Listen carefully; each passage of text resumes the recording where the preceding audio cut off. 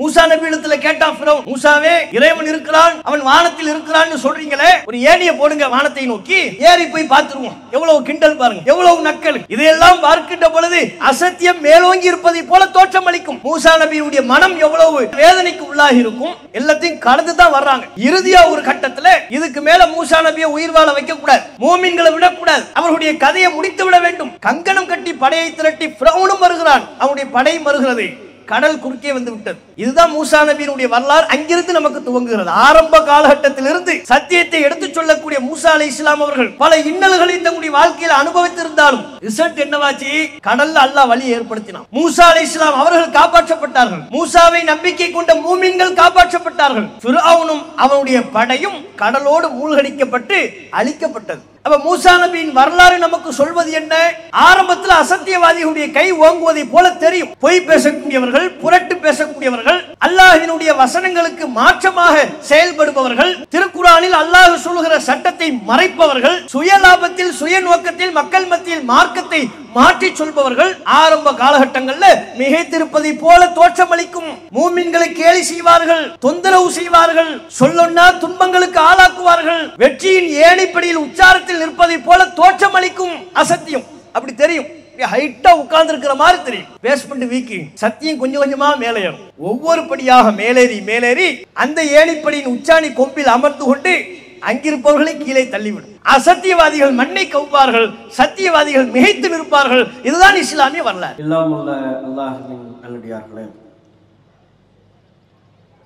எல்லாம் உள்ள அல்லாஹ்வின் மகத்தான கிருபையினால் இங்கு நடைபெற்று கொண்டிருக்கிற மாவட்ட மாநாட்டிலே நாம் அனைவரும் பெருந்திரளாக பேரார்வத்தோடு பங்கெடுத்திருக்கிறோம். இந்த சமுதாய விழிப்புணர்வு மாநாட்டிலே சத்தியமே வெல்லும் என்கிற தலைப்பு வழங்கப்பட்டுள்ளது. சத்தியமே வெல்லும் என்பது உலகளாவிய அளவில் மக்களுக்கு நம்பிக்கையூட்டக்கூடிய ஒரு தத்துவம். எல்லா மதங்களிலும் இந்த கருத்தை சொல்வார்கள். எல்லா நாடுகளிலும் அவரவர் மொழிகளிலே உண்மைதான் ஜெயிக்கும் என்பார்கள். இந்த கருத்தாக்கத்தை இஸ்லாமிய மார்க்கம் எந்த கண்ணோட்டத்தில் சொல்கிறது என்பதை விளக்குவதற்குத்தான் இந்த தலைப்பு வழங்கப்பட்டிருக்கிறது. எல்லோரும் சொல்லக்கூடிய சத்தியமே வெல்லும் என்கிற இந்த கருத்தாக்கத்தை இஸ்லாமும் எடுத்துரைக்கிறது. திருக்குர்ஆனில் ஏராளமான இடங்களில் அல்லாஹ் இந்த கருத்தை ஆணித்தரமாக பதிவு செய்கிறான். நபியல் நாயகத்தை நோக்கி அல்லாஹ் உத்தரவிடுகிறான், குல், நபியே நீங்கள் மக்களிடையே சொல்லுங்கள், ஜா அல் ஹக்கு வ ஸஹகல் பாத்தில், உண்மை வந்தது, அசத்தியம் அழிந்தது, இன்னல் பாத்தில கான ஸஹூகா, அசத்தியம் அழிந்தே தீரும், இதனை மக்களிடையே சொல்லுங்கள் என்று அல்லாஹு ரப்புல் ஆலமீன் நபியல் நாயகம் ஸல்லல்லாஹு அலைஹி வஸல்லம் அவர்களுக்கு உத்தரவிடுகிறான். மற்றொரு வசனத்திலே அல்லாஹ் குறிப்பிடுகிறான், பல் நக்திஃபு பில் ஹக்கி அலல் பாத்தில், சத்தியத்தை உண்மையை பொய்யின் மீது நாம் வீசுகிறோம், ஃபயதுமகுஹு, அந்த சத்தியம் பொய்யை தரைமட்டமாக்கி விடுகிறது, அடித்து நொறுக்கி விடுகிறது. ஏனெனில் அசத்தியம் என்பது அழிந்தே தீரக்கூடியதாக இருக்கிறது என்று அல்லாஹ் ரப்புல் ஆலமீன் மற்றொரு வசனத்திலே குறிப்பிடுகிறார். இப்படி ஏராளமான திருக்குர்ஆன் வசனங்களிலே அல்லாஹ் நம் அனைவருக்கும் சொல்ல வருகிற கருத்து, ஒவ்வொரு காலகட்டத்திலும் சத்தியத்திற்கும் அசத்தியத்திற்கும் மத்தியில் நீண்ட நெடிய போராட்டம் நடைபெறும். உண்மைக்கும் பொய்யுக்கும் மத்தியில் மிகப்பெரிய போராட்டங்கள் நடக்கும். பொய் ஜெயிப்பது போல தோற்றமளிக்கும், உண்மை வீழ்வதை போல காட்சியளிக்கும். ஆனால் இறுதி கட்டம் என்று வருகின்ற பொழுது சத்தியத்திற்குத்தான் இறுதி வெற்றி. பொய் மக்களிடையே பரவ துவங்குகின்ற பொழுது அதனை அடித்து நொறுக்கக்கூடிய வகையில் சத்தியத்தை மென்மேலும் மக்கள் மத்தியில் பரப்பினால், அந்த பொய்யின் மீது உண்மையை நாம் வீசி எறிந்தால் உண்மைக்கு முன்பாக பொய் தாக்கு பிடிக்க முடியாது. பொய் அழிந்துவிடும், மண்ணோடு மண்ணாக மக்கி போய்விடும். உண்மைதான் நிலைத்து நிற்கும், ஜெயிக்கும் என்ற கருத்து திருக்குர்ஆனில் அதிகமான இடங்களில் சொல்லப்படுகிறது. அல்லாஹ் ரப்பல் ஆலமீன் இந்த கருத்தை திருக்குர்ஆனில் சொல்லுகின்ற பொழுது அல்லாஹ் எதனை சத்தியம் என்கிறான், எதனை அசத்தியம் என்கிறான், இதனை நாம் முதலில் புரிந்து கொள்ள வேண்டும். அல்லாஹ் சத்தியம் என்று சொல்வது, ஹக்கு என்று அல்லாஹ் சொல்வது தௌஹீதை, அல்லாஹ் ஒருவன் தான் வணங்கப்பட வேண்டும், அல்லாஹ்வை தவிர வேறு யாரும் வணங்கப்படக்கூடாது, மனிதனை கடவுளுக்கு சமமாக ஆக்கிவிடக் கூடாது, கல்லையோ மண்ணையோ மரத்தையோ நம்மை படைத்த இறைவனுக்கு சமமாக ஆக்கிவிடக் கூடாது, அல்லாஹ் ஒருவன் மட்டுமே வணங்கப்பட வேண்டும், அவனுக்கு யாரையும் எப்பொருளையும் இணையாக்கிவிடக் கூடாது. இந்த தௌஹீதை திருக்குர்ஆன் சத்தியம் என்கிறது, உண்மை என்கிறது, ஹக்.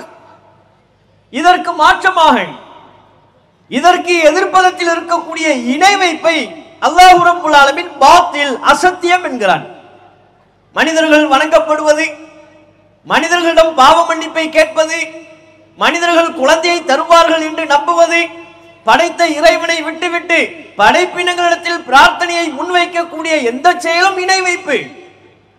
அல்லாஹுவை வணங்குவதை விட்டுவிட்டு அல்லாஹ்வினால் படைக்கப்பட்ட மனிதர்களின் கால்களில் விழுவார்களேயானால், சஜிதா செய்வார்களேயானால் அது இணை வைப்பு.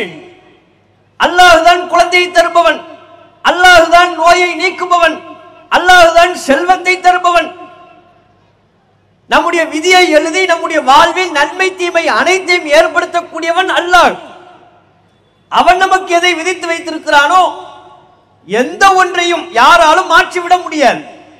ஆனால் அப்படி மாற்றுவார்கள் என்று நம்பினால் அல்லாஹ் என்னுடைய வாழ்வில் தரக்கூடிய நன்மையை இந்த அவுலியா அல்லது இந்த மகான் தடுத்து விடுவார். அல்லாஹ் எனக்கு தராத ஏராளமான நன்மைகளை இந்த மகான் எனக்கு தருவார். அல்லாஹ் என்னுடைய வாழ்வில் ஏற்பட வேண்டும் என்று தீர்மானித்து வைத்திருக்கிற தீமைகளை, முசீபத்துகளை இந்த மகான் தடுத்து விடுவார். இப்படி ஒரு நம்பிக்கை இருக்கும் என்றால் அதன் பேரில் மனிதர்கள் செயல்பாடுகளில் ஈடுபடுவார்களே, ஆனால் அது இணை வைப்பு, ஷிர்க். அந்த இணை வைப்பை அல்லாஹ் ரப்பல் ஆலமீன் பாத்தில், அசத்தியம் என்று சொல்கிறான். அதே போல திருக்குர்ஆன் சத்தியம் என்று சொல்வது எது? லா இலாஹ இல்லல்லாஹ் முஹம்மதுர் ரசூலுல்லாஹ், வணக்கத்திற்குரியவன் அல்லாஹ் ஒருவன் தான், அல்லாஹ்வை தவிர வணங்கப்படுவதற்கு தகுதியானவர் வேறு யாரும் இல்லை. கலிமாவின் அடுத்த பகுதி முஹம்மது ரசூலுல்லாஹ், முஹம்மது தான் அல்லாஹ்வினுடைய தூதர். நபிகள் நாயகம் ஸல்லல்லாஹு அலைஹி வஸல்லம் அவர்கள் இறைவனால் தேர்வு செய்து அனுப்பப்பட்ட இறை தூதர். இறை தூதர்னா அவருடைய பொறுப்பு என்ன? அல்லாஹ்விடமிருந்து ஏராளமான செய்திகளை பெற்று நமக்கு சொல்வார், நமக்கு வழிகாட்டுவார். அவர் காட்டுகிற வழியில் நாம் அனைவரும் நடைபோட வேண்டும். நமக்கு நல்லது எது என்பதை தூதர் கற்றுத் தருவார், நமக்கு கெட்டது எது என்பதை தூதர் சொல்லித் தருவார். நமக்கு எது ஹலால், எது ஆகுமானது, நமக்கு எது ஹராம், தடை செய்யப்பட்டது, எல்லாவற்றையும் அல்லாஹ்வினால் தேர்வு செய்து அனுப்பப்பட்ட இறை தூதர் நமக்கு சொல்லித் தருவார். நாம் அனைவரும் சேர்ந்து இறை தூதரை பின்பற்ற வேண்டும். இறை தூதர் தான் அல்லாஹ்வினால் அனுப்பப்பட்ட பிரதிநிதி. அல்லாஹ் நமக்கு சொல்லக்கூடிய மார்க்க சட்டங்களை தன் தூதர் மூலம் நமக்கு சொல்லித் தருகிறான். அந்த தூதர் காட்டக்கூடிய வழியில் நாம் அனைவரும் நடைபோட வேண்டும். இதுதான் சத்தியம் என்று குர்ஆன் சொல்கிறது. இதற்கு மாற்றமாக தூதரின் போதனைகளை நான் கவனத்தில் கொள்ள மாட்டேன், அல்லது தூதரோடு சேர்த்து இமாம்கள் எதை சொல்லித் தருகிறார்களோ அதனை நாங்கள் பின்பற்றுவோம், பெரியார்கள் சொல்வதை கேட்போம், எங்க முன்னோர்கள் எங்களுக்கு வாழையடி வாழையாக எதனை கற்பித்து தருகிறார்களோ அதனை நாங்கள் பின்பற்றுவோம், காலம் காலமாக எங்கள் ஊரில் என்ன நடைமுறை பழக்கம் இருக்கிறதோ அதை நாங்கள் பின்பற்றிக் கொள்வோம், தூதர் என்ன சொல்கிறான்னு பார்க்க மாட்டோம் என்று இருப்பார்களே, ஆனால் இது அசத்தியம். அப்ப திருக்குர்ஆன் நமக்கு முன்வைக்கக்கூடிய சத்தியம் எது? தௌஹீத் என்பது சத்தியம், ஷிர்க் என்பது அசத்தியம். திருக்குர்ஆன் நமக்கு முன்வைக்கக்கூடிய சத்தியம் எது? தூதரை பின்பற்ற வேண்டும், அது சத்தியம். தூதருக்கு மாற்றமாக அல்லது தூதரை விட்டு தூதருடன் சேர்த்து வேறு எவரையும் பின்பற்றக்கூடாது. இமாம்களானாலும் சரி, பெரியார்களானாலும் சரி, முன்னோர்களானாலும் சரி, நான் கட்டுப்பட வேண்டியது, நான் பின்பற்ற வேண்டியது அல்லாஹ்வினால் எனக்கு வழிகாட்டுவதற்காக அனுப்பப்பட்ட இறை தூதர் நபிகள் நாயகத்தை தான். அவருக்குத்தான் நான் கட்டுப்படுவேன், அல்லாஹ் அப்படித்தானே திருக்குரானில் சொல்லித் தருகிறான். திருக்குரானில் ஏராளமான இடங்களில் அல்லாஹ்வுக்கு கட்டுப்படுங்கள், அல்லாஹ்வுடைய தூதருக்கு கட்டுப்படுங்கள். மையுத்திர் ரசூல், யார் இந்த தூதருக்கு கட்டுப்படுகிறாரோ ஃபக்கத் அத்தா அல்லாஹ், அவர் அல்லாஹ்விற்கு கட்டுப்பட்டவரை போலாவார். இன்னமா கான கௌலல் முஃமினீன் இதா துஊ இலல்லாஹி வ ரசூலிஹி லியஹ்கும பைனஹும் ஐயகூலு சமிஅனா வ அத்தஅனா. மூமின்கள் அல்லாஹ்வின் பக்கமும் தூதரின் பக்கமும் அழைக்கப்பட்டால், தீர்ப்பு வழங்குவதற்காக அழைக்கப்பட்டால், அப்போது மூமின்கள் சொல்ல வேண்டியது சமிஅனா அத்தஅனா, கேட்டோம் கட்டுப்பட்டோம் என்று சொல்வார்கள். இப்படி ஏராளமான நூற்றுக்கணக்கான வசனங்களிலே அல்லாஹ் இந்த கருத்தாக்கத்தை நமக்கு தெளிவுபடுத்துகிறான். அப்ப இதுதான் சத்தியம் ஆகிவிட்டதா? இப்ப அல்லாஹ் சொல்ற அந்த விஷயத்துக்கு வாங்க. அசத்தியம் ஜெயிப்பது போல் தோற்றமளிக்கும், ஆனால் ஒருபோதும் நிலைத்து நிற்காது, வெல்லாது. சத்தியம் தான் ஜெயிக்கும், தௌஹீத் தான் ஜெயிக்கும், ஷிர்க் அழிந்துவிடும். தூதரை பின்பற்ற வேண்டும் என்கிற அந்த கொள்கை தான் நிலைத்து நிற்கும். அதற்கு எதிராக மனிதர்களை தூதர்களின் இடத்தில் வைப்பது, மனித கருத்தை மார்க்கமாக்குவது, அது ஒருபோதும் நிலைத்து நிற்காது. அந்த அசத்தியம் அழிந்துவிடும். இதுதான் இஸ்லாம் நமக்கு சொல்லித் தருகிற, குர்ஆன் நமக்கு சொல்லித் தருகிற பாடம். இப்ப திருக்குர்ஆனின் இந்த கருத்துக்களை பார்க்கின்ற பொழுது, படிக்கின்ற பொழுது நம்மில் சிலருக்கு சில சந்தேகம் வரும். அல்லாஹ் பல இடங்கள்ல சத்தியம் ஜெயிக்கும் என்கிறான், அசத்தியம் அழிந்து விடும் என்கிறான். ஆனால் இஸ்லாமிய வரலாற்றை திருக்குர்ஆனின் ஊடாக நாம் படிக்கின்ற பொழுது, உண்மை பேசக்கூடிய, சத்தியத்தை மக்கள் மத்தியில் எடுத்துச் சொல்லக்கூடிய பல இறை தூதர்கள், நன்மக்கள் கஷ்டப்படுத்தப்பட்டார்களா இல்லையா? தூதர்கள் சிரமப்படுத்தப்பட்டார்களா? அந்த தூதர்கள் மக்கள் மத்தியில் சொன்னது என்ன? சத்தியத்தை தானே சொன்னார்கள்.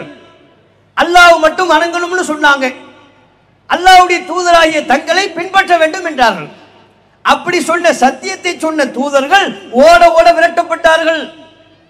திருக்குர்ஆன் சொல்கிறது, பல இறை தூதர்கள் கொல்லப்பட்டார்கள். அப்ப தூதர்கள் ஓட ஓட விரட்டி அடிக்கப்பட்டால், பல தூதர்கள் கொல்லப்படுவார்கள். ஆனால் சத்தியம் ஜெயித்தது, அசத்தியம் அழிந்தது என்று எப்படி ஆகும்? இன்றைக்கு நடைமுறை வாழ்க்கையிலே பார்க்கிறோம். உண்மைதான் ஜெயிக்கும், வாய்மையே வெல்லும். காவல்துறையில எழுதி வைத்திருப்பார்கள், போனா வாயால பேசி வெல்ல முடியுமா? ஒரு சின்ன கையெழுத்து வாங்கணும், அல்லது நடந்த விஷயத்தை சொல்லி ஒரு எஃப்ஐஆர் பதிவு பண்ண வைக்கணும், வாய்மையே வெல்லும் இருக்கும். சத்தியமேவ ஜெயத்தே சமஸ்கிருதத்தில் எழுதி வைத்திருப்பார்கள் அரசு அலுவலகங்கள்ல. அப்படின்னா என்ன? உண்மைதான் ஜெயிக்கும். குர்ஆன் சொல்லுதுல, ஜா அல் ஹக்கு வ ஸஹகல் பாத்தில், உண்மை வந்தது, அசத்தியம் அழிந்தது. அதத்தான் சத்தியமேவ ஜெயத்தே, சத்தியம் தான் ஜெயிக்கும் அப்படின்னு எழுதியிருப்பார்கள். வாய்மையே வெல்லும் எழுதியிருப்பாங்க. அங்க வாய்மை வெல்லுதா, பணம் வெல்லுதா? காவல்துறையில போய் அல்லது அரசு அலுவலகங்களுக்கு சென்று யதார்த்தமா நம்முடைய உரிமையை நிலைநாட்டுவதாக இருந்தால் கூட பேசி ஜெயிக்க முடியுமா? நம்ம உரிமையை நிலைநாட்ட முடியுமா? ஒரு 500 ரூபாய் எடுத்து போட்டா தான் அங்க ஜெயிக்க முடியும். அப்ப பொருளாதாரம் தானே அங்கே வெல்கிறது, உண்மை எங்கே வெல்கிறது? உண்மை பேசுபவர்கள் உலகத்தில் இன்றைக்கு சிரமப்படுத்தப்படுகிறார்கள். பொய் பேசுறவன் வளர்றான், பொய் பேசுபவன் மக்கள் மத்தியில் புகழ் பெறுகிறான், பொய் பேசுவன் மக்கள் மத்தியில் பொருளாதாரத்தை திரட்டி சுகபோகமாக வாழ்ந்து கொண்டிருக்கிறான். உண்மை பேசுபவர்கள், சத்தியத்தை பின்பற்றுபவர்கள், சத்தியத்தின்படி வாழ்பவர்கள் உலக வாழ்க்கையில் சிரமப்படுகிறார்கள், கஷ்டப்படுகிறார்கள். அவன் நமக்கு டவுட் வரும். அல்லாஹ் சொல்கிறான் சத்தியம் தான் ஜெயிக்கும்னு. தூதர்கள் கஷ்டப்பட்டிருக்கிறாங்க, தூதர்கள் விரட்டப்பட்டாங்க, கொல்லப்பட்டார்கள். உண்மை பேசுபவர்கள் இந்த உலகத்தில் துன்புறுத்தப்படுகிறார்கள். நல்லவன் சிரமப்படுறான், கெட்டவன் நல்லா வாழ்றான். அப்ப எங்க சத்தியம் ஜெயிக்குது அப்படின்னு நம்ம நினைப்போம். இஸ்லாம் நமக்கு இந்த கருத்தாக்கத்தை எப்படி சொல்கிறது என்றால், வெறுமனே ஒற்றை நிகழ்வினூடாக முடிவை எடுக்குமாறு இஸ்லாம் சொல்லல. உண்மை ஜெயிக்கும், ஹக்கு உண்மைதான் வெல்லும், சத்தியம் வெல்லும், அசத்தியம் அலையும் என்பது ஒற்றை நிகழ்வினூடாக தீர்ப்பு வழங்கப்படுகிற நிகழ்வல்ல. நீண்ட தொடர்ச்சியை கொண்ட பல்வேறு அடுக்கடுக்கான நிகழ்வுகளுக்கு பிறகு இறுதி முடிவை பற்றி அல்லாஹ் சொல்கிறான். ஆரம்பத்தில் தூதர்கள் சத்தியத்தை சொல்கின்ற பொழுது துன்புறுத்தப்படுவார்கள்.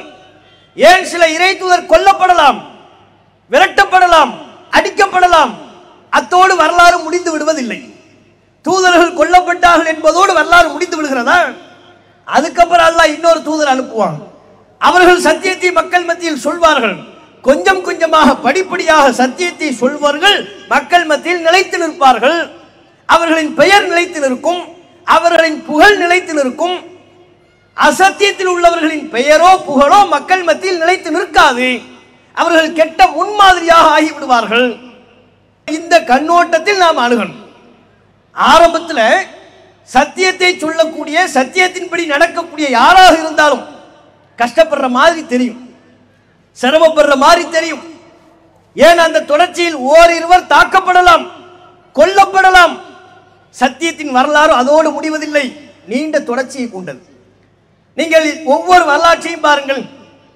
நபி நூஹ் அலைஹிஸ்ஸலாம் அவர்களின் வரலாற்றை எடுத்து பாருங்கள். மக்களுக்கு மத்தியில் இரவு பகல் பாராம பிரச்சாரம் செய்கிறார்.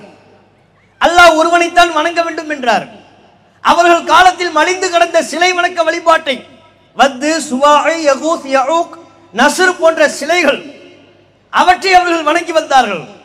அந்த சிலைகள்கிட்ட போய் தங்களுடைய கோரிக்கைகளை முன்வைத்து பிரார்த்தனை செய்தார்கள். அதெல்லாம் கூடாது என்று நபி நூஹ் அலைஹிஸ்ஸலாம் அவர்கள் பிரச்சாரம் செய்தார். மக்கள் ஏத்துக்கிட்டாங்களா? ஏத்துக்கலை. நூஹ் நபியை கிண்டல் பண்ணாங்க. நூஹ் நபி பிரச்சாரத்துக்கு போகும் பொழுது ஆடைகளை கொண்டு தங்களை போர்த்தி கொண்டார்கள். பிரச்சாரத்துக்கு போனோம்னா அவருடைய பிரச்சாரத்தை நாம் கேட்டுவிடக் கூடாது என்பதற்காக வேண்டி ஆடைகளால் தங்களை போர்த்தி கொண்டார்கள். அந்த அளவுக்கு எதிர்ப்பை தெரிவித்தார்கள். சொற்பமான நபர்கள் தான் ஈமான் கொண்டார்கள். எண்ணிக்கையை வைத்தல்ல வெற்றி தோல்வி. உலகத்தின் பார்வையில் வெற்றி என்றால் பொருளாதாரத்தை பெறுவது, உலகத்தின் பார்வையில் வெற்றி என்றால் எண்ணிக்கையில் கூடுவது. அல்லாஹ்வுடைய பார்வை அது அல்ல. அல்லாஹ்வுடைய பார்வை என்ன? ஆரம்பத்தில் மூமின்கள் குறைவானவர்கள் தான். நபி நூஹ் அலைஹிஸ்ஸலாம் அவர்களை ஏற்றுக்கொண்டவர்கள் எண்ணிக்கையில குறைவு, சொற்பமானவர்கள், விரல் வெட்டி எண்ணி விடலாம். ஆனால் இறுதி முடிவு என்ன? அல்லாஹ் உத்தரவிடுகிறான். நூஹ் நபி சொல்லி சொல்லி பார்த்தார். காலையிலேயா பிரச்சாரத்துக்கு போறார், மாலையில பிரச்சாரம், தனியாக பிரச்சாரம், கூட்டாக சேர்ந்து ஒவ்வொரு நபரையா தனித்தனியாக அழைத்து பிரச்சாரம் செய்தார். குழு குழுவாக 10 பேர், 20 பேர், 50 பேர், 100 பேர் குழு குழுவாக சந்தித்து அங்கேயும் பிரச்சாரம் செய்தார். யாரும் ஏத்துக்கல. அல்லாஹ் என்ன சொன்னார்? நூஹே, நம்ம முடிவு வந்து விட்டது. என்ன? நீங்க கப்பலை தயார் செய்யுங்கள் அல்லாஹ் சொல்லிட்டான். நூஹ் நபி கப்பலை தயார் செய்தார். அந்த வழியாக செல்லக்கூடிய மக்கள், எந்த மக்கள்கிட்ட நபி நூஹ் அலைஹிஸ்ஸலாம் அவர்கள் பிரச்சாரம் செய்தார்களோ அந்த மக்கள் நூஹ் நபி கப்பல் செய்யறதை பார்த்து கிண்டல் பண்ணாங்க, கேலி பேசினார்கள். எதுக்கு கப்பல்? தண்ணியே இல்லை, இவ்வளோ பெரிய கப்பல்ல எங்க போக போறிய, யார் யார் போக போறிய, என்ன அப்படி என்ன சூழல் வந்து விட்டது என்று நபி நூஹ் அலைஹிஸ்ஸலாம் அவர்களை கேலி செய்தார்கள், கிண்டல் செய்தார்கள். ஆனால் இறுதி முடிவு என்ன ஆனது? மிகப்பெரிய வெள்ளத்தை, வெள்ள பிரளயத்தை அல்லாஹ் ஏற்படுத்தினான். வானிலிருந்து தண்ணி, மழை கொட்டோ கொட்டோ என்று கொட்டுகிறது, பூமியிலிருந்து தண்ணீர் பீரிட்டு வெளிவருகிறது. ஒரு ஊரையே மூழ்கச் செய்யக்கூடிய அளவிற்கு வெள்ளம். நூஹ் அலைஹிஸ்ஸலாம் அவர்கள் எந்த கப்பலை தயார் செய்தார்களோ அதில் தாமும் ஏறி தம்மை ஈமான் கொண்ட சொற்ப மக்களையும் ஏற்றிக் கொண்டார்கள். அல்லாஹ்வினுடைய உத்தரவுப்படி செயல்பட்டார்கள். நூஹ் நபி காப்பாற்றப்பட்டார்களா? இறுதி நூஹ் நபியினுடைய வரலாற்று முடிவில் யார் காப்பாற்றப்பட்டார்? ஜெயித்தவர்கள் யார்? நூஹ் நபி ஜெயித்தார். சத்தியம் ஜெயித்தது.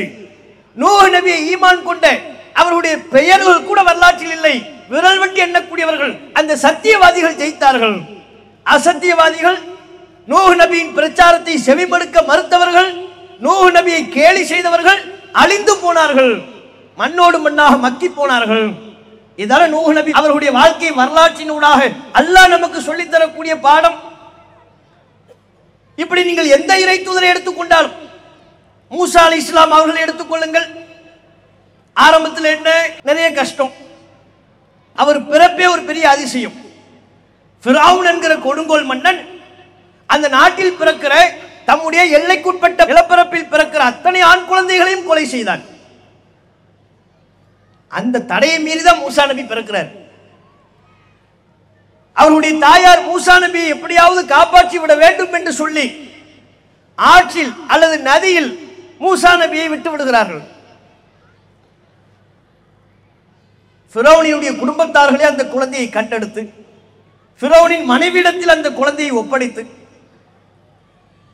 மூசா அலைஹிஸ்ஸலாம் அவர்களின் தாயாரையே அந்த குழந்தையை பராமரிக்கக்கூடிய பெண்ணாக வரவழைத்து பாலூட்ட செய்து அல்லாஹ் எப்படிப்பட்ட ஒரு கண் குளிர்ச்சியை மூசா நபியினுடைய தாயாருக்கு அல்லாஹ் ஏற்படுத்தினான். கண்ணுக்கு முன்பாக பிறக்கின்ற அத்தனை ஆண் குழந்தைகளையும் அறுத்து கொண்டு விடுகிறான். அந்த கட்டத்தில் நமக்கு ஒரு குழந்தை பிறக்கிறது. எங்கோ இருந்து கொள்ளட்டும், எப்படியேனும் உயிர் பிழைத்து வாழட்டும், இந்த கொடியவர்களின் கைகளில் நம்முடைய குழந்தை சிக்கிவிடக் கூடாது என்று சொல்லி ஆற்றில் விடப்பட்ட குழந்தை, அந்த குழந்தையை பராமரிக்கிற பொறுப்பே தனக்கு வழங்கப்படுகிறது. யாரால்? ஃபிரௌன் என்கிற கொடுங்கோலனால். அவருடைய பிறப்பே ஒரு பெரிய அற்புதம். அந்த கட்டத்தில் வளர்கிறார். ஃபிரௌனின் மாட மாளிகையில் வளர்ந்தவர்கள் மூசா அலைஹிஸ்ஸலாம் அவர்கள். இளமை பருவத்தை அடைகிறார். ஒரு முதிர்ச்சியான பருவத்தை அடைந்த பொழுது அல்லாஹ் ரப்பல் ஆலமீன் மூசா அலைஹிஸ்ஸலாம் அவர்களுக்கு வஹி என்கிற இறை செய்தியை அருளினான். தூதராக்கினான். தூதராக ஆக்கி அல்லாஹ் சொல்லக்கூடிய பொறுப்பு என்ன, என்ன வேலையை அல்லாஹ் கொடுக்கிறார்? ஃபிரௌன்ட்ட போங்க, சத்தியத்தை சொல்லுங்க. தன்னை கடவுள் என்று சொல்கிறான். அன ரப்புக்கும் அலா, நானே உயர்ந்த இறைவன் என்று பிரச்சாரம் செய்கிறான். அவனல்ல இறைவன், அவனல்ல ரப்பு. அவனை படைத்த அகில உலகத்தையும் படைத்து பரிபாலித்து இயக்கிக் கொண்டிருக்கிற இறைவன் ஒருவன் இருக்கிறான். அவனே வானத்தை படைத்த இறைவன், அவனே பூமியை படைத்த இறைவன், அவனே ஃபிரௌனாகிய உன்னையும் மூசாவாகிய என்னையும் படைத்த இறைவன். போய் சொல்லுங்க. அல்லாஹ் எங்க வளர்ந்தவர் மூசா நபி? அங்கதான் வளர்ந்து வர்றார். அவ்வளவு பெரிய மன்னன் மத்தியில போய் சத்தியத்தை உடைத்து சொல் என்று அல்லாஹ் சொல்கிறான். மூசா அலைஹிஸ்ஸலாம் அவர்கள் தனக்கு துணையாக தன் சகோதரர் ஹாரூனை கேட்டார்கள். அல்லாஹ் அவருடைய கோரிக்கை ஏற்று ஹாரூன் அலைஹிஸ்ஸலாம் அவர்களை உதவிக்கு அனுப்பினான். இருவருமாக சேர்ந்து கொண்டு அங்கே போய் சத்தியத்தை சொன்னார்கள். இறைவன் ஒருவன் தான், அந்த இறைவனையே வணங்க வேண்டும், நீ இறைவன் அல்ல என்று சொன்னார்கள். இஸ்ரவேல் சமுதாய மக்களை கொடுமைப்படுத்த கூடாது என்று சொன்னார்கள். சொன்ன மாத்திரத்தில் பிரச்சனை. மூசா நபிக்கு இடையூறு ஏற்படுகிறது. மூசா நபியை நம்பிக்கை கொண்டவர்களும் ஆரம்பத்தில் சொற்பம் தான், சொற்ப எண்ணிக்கையில் உள்ளவங்க. ஒரு மிகப்பெரிய சாம்ராஜ்யத்தை ஃபிரௌன் நடத்தி கொண்டிருக்கிறார். அதற்கு முன்பாக மூசா நபியால் தாக்கு பிடிக்க முடியுமா? மூசா நபியை ஈமான் கொண்ட சொற்ப மூமின்களால் தாக்கு பிடிக்க முடியுமா? பெரிய சிரமம். சொல்லி சொல்லி பார்க்கிறாங்க, அவங்க கேட்கல. ஒரு கட்டத்தில் ஃபிரௌனும் அவனுடைய படையும் மூசா நபியை தீர்த்து கட்டிவிட வேண்டும் என்று முடிவு செய்கிறார்கள். ஆரம்பத்தில் நிறைய கேலி செய்தார்கள், கிண்டல் செய்தார்கள். மூசா நபி இடத்துல கேட்டான் ஃபிரௌன், மூசாவே இறைவன் இருக்கிறான், அவன் வானத்தில் இருக்கிறான்னு சொல்றீங்களே, ஒரு ஏணியை போடுங்க வானத்தை நோக்கி, ஏறி போய் பார்த்துருவோம். எவ்வளவு கிண்டல் பாருங்க, எவ்வளவு நக்கல். இதையெல்லாம் பார்க்கின்ற பொழுது அசத்தியம் மேலோங்கி இருப்பதை போல தோற்றம் அளிக்கும். மூசா நபியுடைய மனம் எவ்வளவு மனவேதனைக்கு உள்ளாகி இருக்கும், மூமின்களுடைய உள்ளம் எந்த அளவிற்கு வேதனைப்பட்டிருக்கும், எல்லாத்தையும் கடந்து தான் வர்றாங்க. இறுதியா ஒரு கட்டத்தில் இதுக்கு மேல மூசா நபியை உயிர் வாழ வைக்க கூடாது, மூமின்களை விடக்கூடாது, அவர்களுடைய கதையை முடித்து விட வேண்டும். கங்கணம் கட்டி படையை திரட்டி ஃபிரௌனும் வருகிறான், அவனுடைய படையும் வருகிறது. கடல் குறுக்கே வந்து விட்டது. இதுதான் மூசா நபியினுடைய வரலாறு. அங்கிருந்து நமக்கு துவங்குகிறது. ஆரம்ப காலகட்டத்திலிருந்து சத்தியத்தை எடுத்துச் சொல்லக்கூடிய மூசா அலைஹிஸ்ஸலாம் அவர்கள் பல கஷ்ட துன்பங்களை பெற்றிருந்தாலும், பல இன்னல்களை தங்களுடைய வாழ்க்கையில் அனுபவித்திருந்தாலும் ரிசல்ட் என்னவாச்சு? கடல்ல அல்லாஹ் வழி ஏற்படுத்தினான். மூசா அலைஹிஸ்ஸலாம் அவர்கள் காப்பாற்றப்பட்டார்கள். மூசாவை நம்பிக்கை கொண்ட மூமின்கள் காப்பாற்றப்பட்டார்கள். ஃபிரௌனும் அவனுடைய படையும் கடலோடு மூழ்கடிக்கப்பட்டு அழிக்கப்பட்டது, மண்ணோடு மண்ணாக ஆக்கப்பட்டது. அப்ப மூசா நபியின் வரலாறு நமக்கு சொல்வது என்ன? ஆரம்பத்தில் அசத்தியவாதிகளுடைய கை ஓங்குவதை போல தெரியும். பொய் பேசக்கூடியவர்கள், புரட்டு பேசக்கூடியவர்கள், அல்லாஹ்வினுடைய வசனங்களுக்கு மாற்றமாக செயல்படுபவர்கள், திருக்குர்ஆனில் அல்லாஹ் சொல்லுகிற சட்டத்தை மறைப்பவர்கள், சுய லாபத்தில் சுய நோக்கத்தில் மக்கள் மத்தியில் மார்க்கத்தை மாற்றி சொல்பவர்கள் ஆரம்ப காலகட்டங்களில் மிகைத்திருப்பதை போல தோற்றமளிக்கும். மூமின்களை கேலி செய்வார்கள், தொந்தரவு செய்வார்கள், சொல்லொன்னா துன்பங்களுக்கு ஆளாக்குவார்கள். வெற்றியின் ஏணிப்படியில் உச்சாரத்தில் நிற்பதை போல தோற்றமளிக்கும் அசத்தியம். அப்படி தெரியும், ஹைட்டா உட்கார்ந்து இருக்கிற மாதிரி தெரியும். பேஸ்மெண்ட் வீக்கி, சத்தியம் கொஞ்சம் கொஞ்சமா மேலே ஏறும். ஒவ்வொரு படியாக மேலேறி மேலேறி அந்த ஏணிப்படியின் உச்சாணி கொம்பில் அமர்ந்து கொண்டு அங்கிருப்பவர்களை கீழே தள்ளிவிடும். அசத்தியவாதிகள் மண்ணை கவுப்பார்கள், சத்தியவாதிகள் மிகைத்து நிற்பார்கள். இதுதான் இஸ்லாமிய வரலாறு. இந்த வரலாற்றை நாம் புரிந்து கொள்வோம். ஆனால் சத்தியவாதிகளுக்கு, சத்தியத்தின் படி நடப்பவர்களுக்கு தங்களுடைய உள்ளத்தில் எந்த மன உளைச்சலும் வராது. கஷ்டப்படுவோம், நெருக்கடிக்கு உள்ளாக்கப்படுவோம். தமிழகத்தில் தௌஹீத் வளர்ந்த வரலாறு எடுத்து பாருங்கள். சொன்ன உடனே பட்டுக்கம்பளமா? இப்போ ஒரு மாவட்டத்தில் மாநாடு என்று சொன்னால் ஆயிரக்கணக்கான மக்கள், ஆண்கள் பெண்கள் பெருந்திரளாக குழுமி நிற்கிறோம். விழுப்புரம் மாவட்டத்தில் மட்டுமல்ல, இது போன்ற அல்லாஹ்வின் அருளால் நமது ஜமாத்தின் சார்பாக பல்வேறு மாவட்டங்களில் மாவட்ட மாநாடு நடைபெறுகிறது. அத்தனை இடங்களிலேயும் மக்கள் கூட்டம். இங்கே கூட்டத்தை வைத்து நாம் அளவுகோலாக வைத்து பேசவில்லை. இந்த நிலை ஆரம்பத்தில் இருந்துச்சா? ஆரம்ப காலகட்டங்களில் தௌஹீது வேறு விட்டு வளரக்கூடிய துவக்க காலகட்டத்தில் அல்லாஹ்வுக்கு இணை கற்பிக்க கூடாது, தர்காவுக்கு போகக்கூடாது, தாயத்து கட்டக்கூடாது, மகான அவுலியா என்று சொல்லி அவர்களிடத்தில் போய் துவா செய்யக்கூடாது, தர்காவில் போய் சஜிதா செய்யக்கூடாது, மனிதர்களின் காலில் விழக்கூடாது. இதைத்தானே நம்ம சொன்னோம். இந்த பிரச்சாரத்தை சொன்ன பொழுது மக்கள் செவிதாழ்த்தி கேட்டார்களா? வரவேற்பு கொடுத்தார்களா? ஊர்ல 1-2 பேர் இருந்தோம். ஒவ்வொரு ஊர்லையும் விழுப்புரத்தில் ஆரம்பத்தில் எடுத்தோம்னா 5 பேர் 10 பேர். இது போன்று ஒவ்வொரு ஊரிலையும், நெல்லையில, மதுரையில, தென்காசியில, சென்னையில, காஞ்சிபுரத்தில், கள்ளக்குறிச்சியில, ஒவ்வொரு ஊர்லையும் நம்முடைய நிலை என்ன? 5 பேர் 10 பேர், அப்படித்தானே படிப்படியாக எண்ணிக்கை அதிகரித்தது.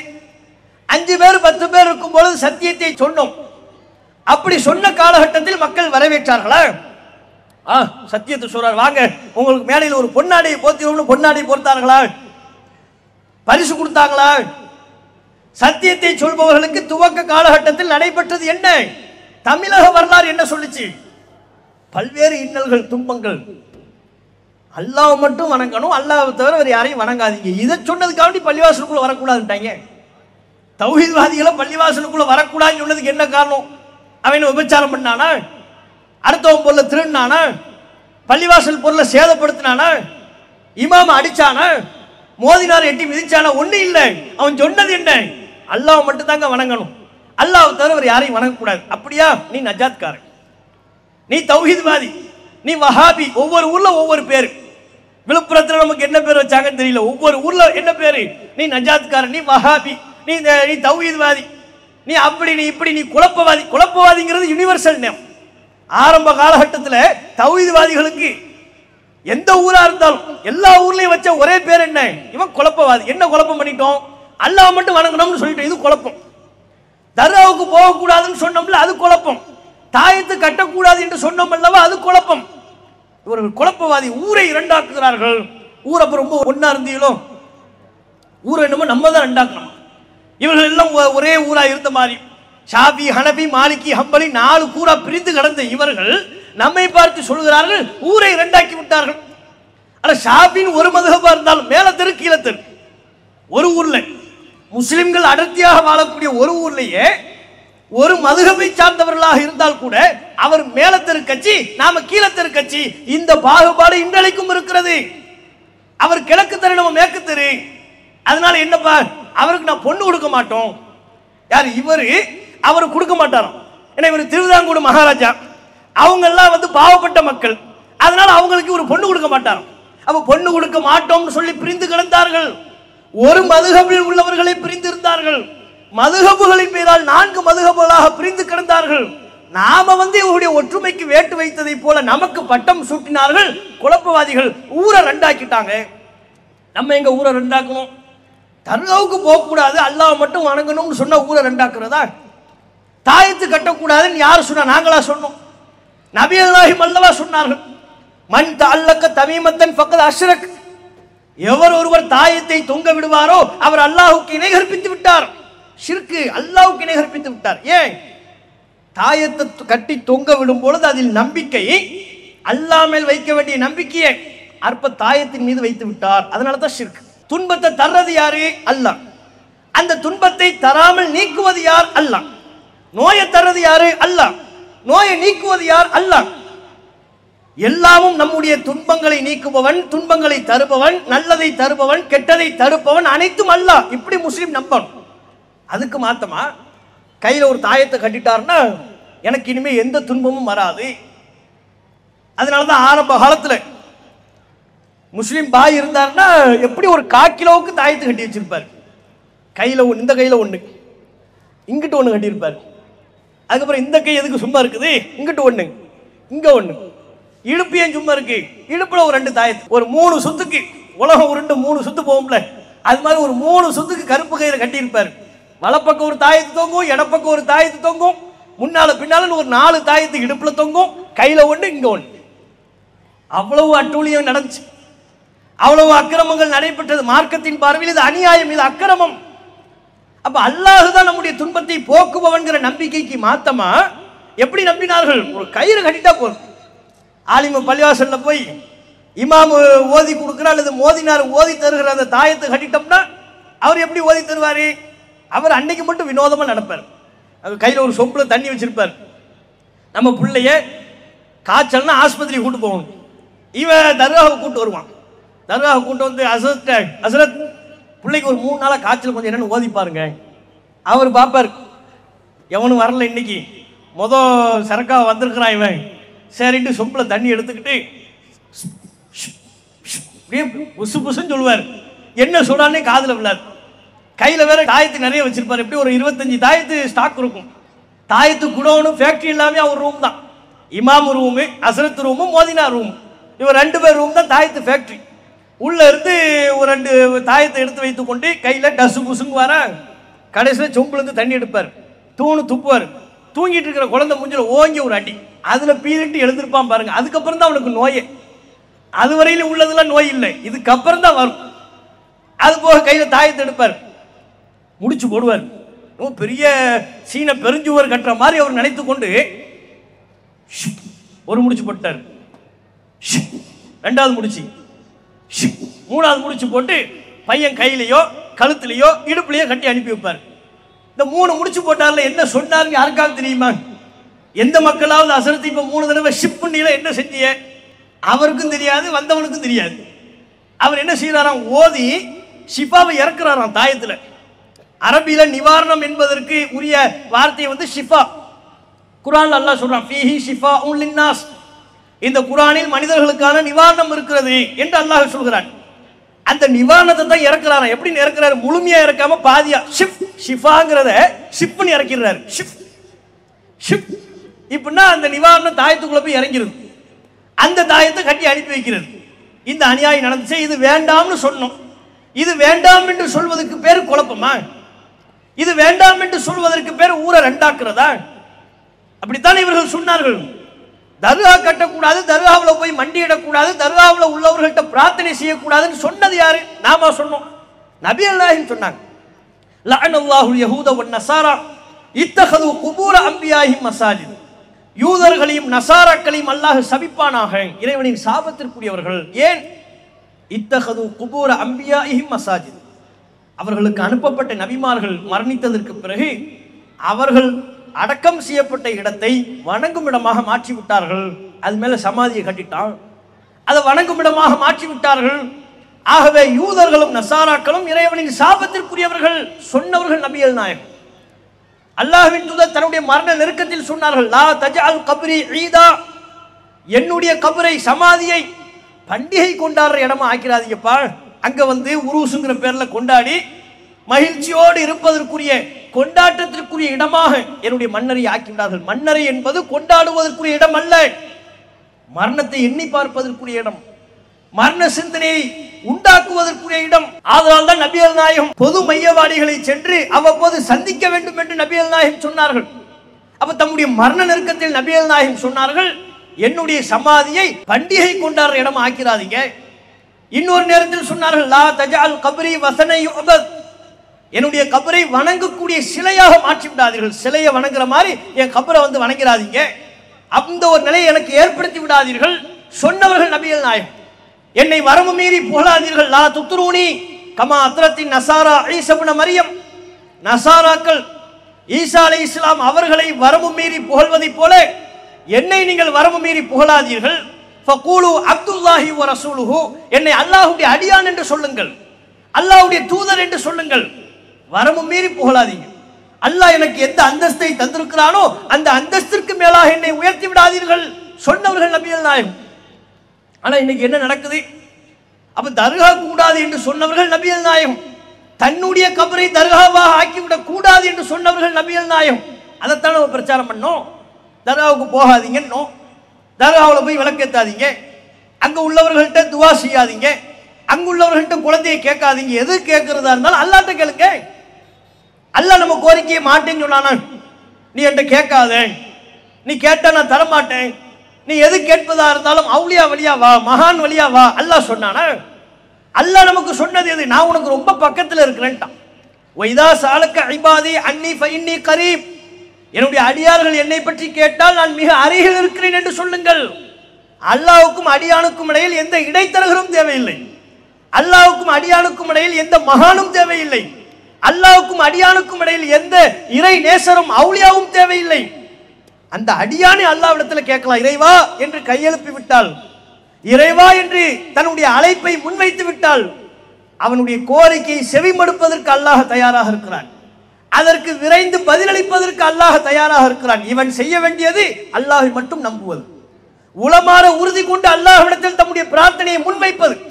அது ஒண்ணுதான் இவன் செய்ய வேண்டியது. அப்ப அல்லாஹ் அவ்வளவு தெளிவாக நீ எது கேட்கிறதா இருந்தாலும் ஏன்ட்ட கேளுப்பாங்கிறான்.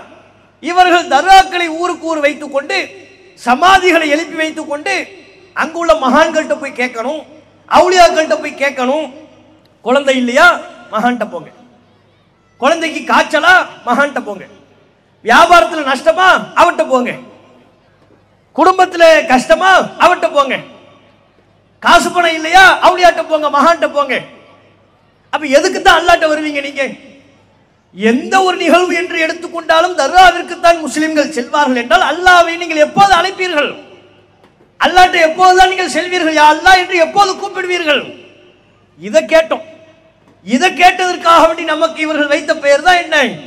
நபிகள் நாயகம் எந்த பிரச்சாரத்தை முன்வைத்தார்களோ அந்த பிரச்சாரத்தை நாம் மக்கள் மத்தியில் முன்வைத்த பொழுது நம்மள குழப்பவாதி, இவங்கெல்லாம் ஊரை ரெண்டாக்குறாங்க, அப்படி சொன்னதோடவா நிறுத்திக்கிட்டாங்க. மீறி பள்ளிவாசல்ல போய் தொலை போனோம்னா அடிச்சானுங்க. ஊர்ல 5 பேர் 10 பேர் இருக்கும் பொழுது பள்ளிவாசல்ல வெளிய போர்டு இருக்கும். இப்போவும் சில ஊர்களில் வைத்திருக்கிறார்கள். சில ஊர்களில் என்ன போர்டு? இங்கே தொப்பி போடாமல் தொழுபவருக்கு அனுமதி இல்லை இப்படின்னு போடு. தொப்பி என்ன இஸ்லாத்தில் உள்ளதா? விரும்புனா அணிஞ்சுக்கலாம், அது ஒரு ஆடை. சட்டை எப்படி ஒரு ட்ரெஸ்ஸோ, கைலி பேண்ட்டு வேட்டி இது ஒரு எப்படி ஒரு ஆடையோ அது மாதிரி தொப்பி ஒரு ஆடை. ஒருவருக்கு பிடித்திருக்கிறது போட்டிருக்கிறாரு, தப்பில்லை. ஒருவருக்கு பிடிக்கலை, அவர் தனக்கு தேவையில்லை நினைக்கிறாரு, தேவையில்லை. மார்க்கத்தில் தொப்பி அணிவதால் கூடுதல் சிறப்போ நன்மையோ, தொப்பி அணியாவிட்டால் குற்றமோ மார்க்கத்தில் சொல்லப்படவில்லை. நபிகள் நாயகம் அப்படி சொல்லலை. ஆனால் இவர்கள் பள்ளிவாசல் என்ன போட வச்சாங்க? தொப்பி போடாமல் தொழுபவருக்கு இங்கே அனுமதி இல்லை. எந்த பள்ளிவாசல்யாவது தாடி இல்லாமல் தொழுபவருக்கு இங்கே அனுமதி இல்லைன்னு வச்சிருக்கிறாங்களா? அப்படி வச்சிருக்கிறாங்களா? மார்க்கத்தில் தாடி வலியுறுத்தப்பட்டது, அது ஒரு சுன்னத்து. அந்த சுன்னத்தை ஹயாத்தாக்க வேண்டும், நடைமுறைப்படுத்த வேண்டும்.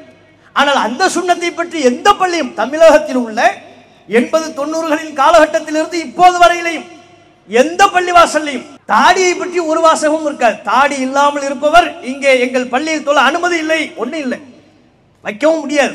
ஏன்? தாடியை ஃபுல்லா ஷேவ், கிளீன் ஷேவ் பண்ணியிருக்கிறவர் தான் முத்தவள்ளி. அந்த கொத்தமல்லி தான் முத்தவள்ளியா இருப்பார். எதுக்கு? கிளீன் ஷேவ் பண்ணியிருப்பார்ல, அதுதான் அவங்க போஸ்டா இருக்கும்.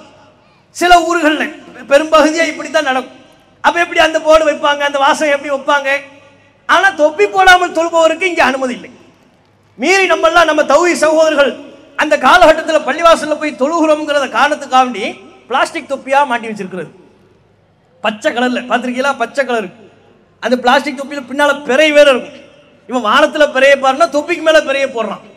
அது போக அதுல 786 வேற சில பள்ளிகள் எழுதி வச்சிருப்பாங்க. இது அந்த தொப்பியில பிளாஸ்டிக் தொப்பி, பச்சை கலர் தொப்பி. பள்ளிவாசல் ஓரமா இப்படி ஒரு இரும்பு கிரில் இருக்கும். அந்த கிரில்ல கூம்பு போன்ற வடிவத்தில் உள்ள இரும்பு கம்பியில ஒவ்வொரு பிளாஸ்டிக் தொப்பியா மாட்டி வச்சிருப்பாங்க. அதை எடுத்து போடணும், போட்டு தான் தொழுகணுமா, இல்லைன்னா பள்ளிவாசல தொழ அனுமதி இல்லை. அவர் போடலன்னு வைங்க, தொழுதுகிட்டு இருந்தாருன்னா இவர் மெனக்கட்டு வழி அந்த தொப்பி எடுத்து தலையில மாட்டுறது. நம்மால் சும்மா இருப்பானோ, தலையை அடித்து தொப்பியை கீழே உள்ள வைக்கிறது, திரும்பவும் தலையில தொப்பியை மாற்றுறது. எவ்வளவு பெரிய அட்டூழியம் பண்ணாங்க. அது மட்டுமா, விரலை அசைத்து தொழுபவருக்கு இந்த பள்ளியில் தொழ அனுமதி இல்லை. சப்தமிட்டு ஆமீன் சொல்வதற்கு அனுமதி இல்லை. ஹனபி மதுஹபா இருந்தா அப்படி எழுதி வைத்திருப்பார்கள். ஷாஃபி, ஹனபி, மாலிகி, ஹம்பலி 4 மதுஹபுகளில் எந்த மதுஹபையும் சாராதவருக்கு இந்த பள்ளியில் தொழ அனுமதி இல்லை. 4 மதுஹப்ல ஏதாவது ஒரு மதுஹப்ல நீ இருக்கணும், இல்ல நாசமா போயிருவேன், அழிஞ்சு போயிருவேன். அதன் அடையாளமா எங்க பள்ளியில நீ தொழ வராத. நமக்கு இப்ப என்ன கேட்க தோணுதுன்னா, சரி 4 மதுஹப்ல எந்த மதுஹப்ல இல்லைன்னா அவங்க பள்ளியில போய் தொழக்கூடாது அப்படி ரசூலுல்லாஹ் சொன்னாங்களான்னா இல்ல. ரசூலுல்லாஹ் எந்த மதுஹபு, சஹாபாக்கள் எந்த மதுஹபு, அதையெல்லாம் விட்டுருவோம். இறுதி காலத்தில் மறுமை நாளின் நெருக்கத்தில் நபி ஈசா அலைஹிஸ்ஸலாம் அவர்கள் வருவார்கள். நபியாக அல்ல, ரசூலுல்லாஹ்வுடைய உம்மத்தில் ஒருவரா. அவங்க 4 மதுஹப்ல ஒரு மதுஹபா தான் வரும்போது ஷாஃபி மதுஹப்னு சொல்லுவாங்களா, நான் ஹனபி மதுஹப்னு சொல்லுவாங்களா? 4 மதுஹப்ல எந்த மதுஹபும் இல்லை. அப்ப இவங்க பள்ளியில போய் தொழ முடியுமா? மறுமை நாளின் நெருக்கத்தில் ஈசா அலைஹிஸ்ஸலாம் அவர்கள் வருகின்ற பொழுது இவங்க பள்ளியில தொழ போனா ஈசா நபியவே விரட்டி விட்டுருவாங்க. ஏன்? நீங்க 4 மதுஹப்ல எந்த மதுஹப்ல இல்லையே, ஒன்னு ஷாஃபின்னு சொல்லுங்க, இல்ல ஹனபின்னு சொல்லுங்க, ரெண்டுல ஒன்னு சொன்னா தான் அவருக்கே உள்ள அனுமதி. அப்ப எப்பேற்பட்ட கொடுமை இது! இந்த விஷயங்களை எல்லாம் வைத்துக் கொண்டு பள்ளிவாசலில் தொழ வருகிற மக்களை தடுத்தார்கள். அல்லாஹ் சொல்கிறான், ஒமன் அஸ்லமு மிம்மன் மனஅ மசாஜிதல்லாஹி அய்யுذكر ஃபீஹ இஸ்முஹு வஸஆ ஃபீ ஹராபிஹா. அல்லாஹ்வுடைய பள்ளிவாசல்ல அல்லாஹ்வுடைய பெயர் சொல்லப்படுவதை எவன் தடுக்கிறானோ அவனை விட அநியாயக்காரன் யார்? தடுத்தவர்கள் தானே இவர்கள். தொழ வரக்கூடாது என்று தடுத்தார்கள். அல்லாஹ் இன்னும் சொல்கிறான், அரஐத்தல்லதி யன்ஹா அபுதன் இதா ஸல்லா. ஒரு அடியான் பள்ளிவாசலுக்குள் தொழ வருகின்ற பொழுது இவர்கள் தடுக்கிறார்களே, இதனை பார்த்தீர்களா? எப்படிப்பட்ட பாவ காரியம் இது! அந்த வசனத்தில் இறுதியில் சொல்கிறான், நீ உன்னுடைய சபையோரை அலை, சனதஉ ஸபானியா, நாம் ஸபானியாக்களை வானவர்களை அழைப்போம், வாட சண்டைக்குங்கிறான் அல்லாஹ். என் பள்ளிவாசல்ல என் பேர்ல நீ ஒரு ஆலயத்தை கட்டி வைத்திருக்கிறாய், அங்க தொலை வர்றான் என்னுடைய அடியான், அவனை தடுக்கிறதுக்கு நீ யாரு? அந்த பள்ளிவாசல் உங்க அப்பா வீட்டு சொத்தா, உன்னுடைய இடமா? என் பேரில் கட்டப்பட்ட, என்னுடைய பெயர் துதிக்கப்பட வேண்டும் என்பதற்காக கட்டப்பட்ட ஆலயம், அதுல எப்படி நீ தடுப்பன்னு அல்லாஹ் கேட்கிறான். நாம கேட்கல, அல்லாஹ் கேட்கிறான். இது அநியாயம் என்கிறான். மீறி இந்த காரியத்தில் ஈடுபடுபவர்கள் வா சண்டைக்கு என்று அல்லாஹ் அழைக்கிறான். உன் சபையோரை கூட்டிட்டு வா, உன் ஆட்களை எல்லாம் அழைத்து கொண்டு வா, நான் என்னுடைய ஆட்கள் ஸபானியாக்கள் வானவர்களை அழைத்துக் கொண்டு நான் வருகிறேன், என்ன வேலை நீ பார்க்கிறேன் அல்லாஹ் கேட்கிறான். அப்படிப்பட்ட காரியத்தை சர்வசாதாரணமாக செய்தார்கள். விரலை ஆட்டி தொழுதால் விரலை ஒடுக்கினார்கள், விரலை நொடித்தார்கள். 2வது ஜமாத் நடத்த அனுமதி இல்லை. மஸ்ஜித் நபவியிலே 2வது ஜமாத் நடக்குது. இவர் லோக்கல்ல வச்சிருக்கிற பள்ளிவாசல்ல 2வது ஜமாத் நடத்தக்கூடாது. மீறி நடத்தணும்னா அவங்களை அடிக்கிறது, துன்புறுத்துவது, குண்டு கட்டாக தூக்கி ஹவுஸ்ல தூக்கி போடுவது, எல்லா டூலியும் செய்தார்கள். ஒவ்வொரு ஊர்களிலும் இந்த நிகழ்வுகள் நடைபெற்றது. இதையெல்லாம் பார்க்கின்ற பொழுது இதோடு சேர்த்து இன்னும் என்ன செய்தார்கள்? அந்த ஊர்ல 4-5 பேர் தௌஹீத்வாதிகள், நஜாத்துக்காரர்கள் அல்லது இவர்களின் பாஷையில் குழப்பவாதிகள், வஹாபிகள் என்று பெயர் பெற்றுவிட்டால் அவங்க திருமணத்துக்கு நம்ம தஃப்தர் கொடுக்கக்கூடாது. அந்த காலத்தில் ரொம்ப மிரட்டினது இதுல தான். கல்யாணம் பண்ணும்போது அவர்களுடைய திருமணத்தை நாம் நடத்தி வைக்க மாட்டோம், திருமண பதிவில் நாம் பதிவு செய்ய மாட்டோம், தப்தரை காட்டி மிரட்டினார். அவர்களில் யாரும் இறந்து விட்டால் எங்க பள்ளிவாசல் அடக்கம் செய்ய மாட்டோம் என்று சொல்லி தடுத்தார்கள். ஆரம்ப காலகட்டங்களில் இத்தகைய துன்பங்கள், இத்தகைய அடக்குமுறைகளை சந்திக்கின்ற பொழுது அசத்தியம் ஜெயித்ததை போல தோன்றியது, சத்தியவாதிகள் ஒடுக்கப்பட்டதை போல் தோற்றம் அளித்தது. தோற்றத்தில் அப்படித்தான் இருக்கும். ஆரம்பத்தில் சத்தியத்திற்கு அடி விழும், உதை விழும், துன்புறுத்தப்படுவார்கள். சத்தியம் என்கின்ற பொழுது ஏராளமான எதிர்ப்புகள் வரும். ஆனால் அது இறுதி அல்ல. இறுதி முடிவு சத்தியத்திற்கு தான் வெற்றி. அல்லாஹ்வுடைய பார்வை. நபிகள் நாயகம் ஸல்லல்லாஹு அலைஹி வஸல்லம் அவர்கள் மக்காவில் இருந்து விரட்டப்பட்டார்கள். ஒரு சுமையா கொல்லப்பட்டார்கள், ஒரு யாசிர் கொல்லப்பட்டார். இன்னும் ஏராளமான நபித்தோழர்கள் ஆரம்ப காலகட்டத்தில் இந்த மார்க்கத்திற்காக, இந்த தீனுக்காக, அல்லாஹ் ஒருவன் என்று சொன்னதற்காக, கல்லை வணங்க மாட்டோம், சிலைகளை வணங்க மாட்டோம் என்று சொன்னதற்காக கொல்லப்பட்டார்கள். பிலால் போன்றவர்கள் துன்புறுத்தப்பட்டார்கள். நபிகள் நாயகம் ஸல்லல்லாஹு அலைஹி வஸல்லம் அவர்களே மக்காவை விட்டு துரத்தப்பட்டார்கள், விரட்டி அடிக்கப்பட்டார்கள். நபிகள் நாயகம் மட்டுமா, அவர்களை நம்பிக்கை கொண்ட ஆயிரக்கணக்கான நபித்தோழர்கள் குடும்ப குட்டியோடு மக்காவிலிருந்து துரத்தப்பட்டார்கள். அபிசீனியாவிற்கு சென்றார்கள் அகதிகளாக, மதீனாவிற்கு சென்றார்கள் அகதிகளாக. பிழைக்க வழி இல்லை, உள்ளூர்ல உயிரோடு வாழ்வதற்கு உத்தரவாதம் இல்லை, சொத்தை கூட எடுத்துச் செல்ல அனுமதி மறுத்து விட்டார்கள். உடுத்த உடுப்போடு தாங்கள் அணிந்திருக்கிற ஒரே ஒரு ஆடையோடு அகதியாக அபிசீனியாவிற்கும் மக்காவிற்கும் செல்ல வேண்டிய நிலை, மதீனாவிற்கும் செல்ல வேண்டிய நிலை அவர்களுக்கு ஏற்பட்டது. போனாங்க. அகதியா வாழ்றதுன்னா சும்மாவா? அது சாதாரணமான விஷயமா? கற்பனை நம்மால கற்பனை செய்து பார்க்க முடியுமா? நாமெல்லாம் சொகுசா நம்ம ஊர்ல நல்ல வீடு, வேலைக்கு சாப்பாடு, எந்த பிரச்சனையும் இல்லை என்று வாழ்ந்து கொண்டிருக்கிறோம். ஒரு அகதியினுடைய வாழ்க்கையை வாழ்வது அவ்வளவு எளிதல்ல, அவ்வளவு லேசு கிடையாது. உங்கள் நாட்டில் உங்களுடைய குடியுரிமை மறுக்கப்பட்டு இன்னொரு நாட்டிற்கு நீங்கள் செல்லுகின்ற பொழுது உங்களை குடிமகனாக ஏற்றுக்கொள்வானா மாட்டானா உத்தரவாதம் இல்லை. இலங்கையிலிருந்து வர்றாங்க அகதிகள், அவங்கள அகதிகள் என்று கூட சொல்ல முடியாது. நம்ம மொழி பேசக்கூடிய தமிழர்கள் புலம்பெயர்ந்து வர்றாங்க, அகதி முகாமில் வைக்கிறாங்க. ஃப்ரீயா நம்மை போட்டு சுத்த முடியாது. இலங்கையிலிருந்து புலம்பெயர்ந்து வரக்கூடிய தமிழ் பேசுகிற மக்கள் தமிழ்நாட்டில் உள்ள அகதி முகாமில் அடைக்கப்பட்டால் அங்குதான் அவர்கள் வாழ்க்கை.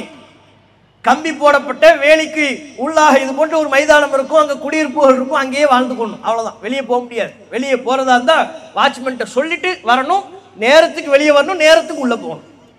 எப்படி ஒரு வாழ்க்கை? அதுவே ஏனைய நாடுகள் சொல்லவே வேண்டியதில்லை. உயிர் பிழைத்து வாழ்வதே சிரமம்.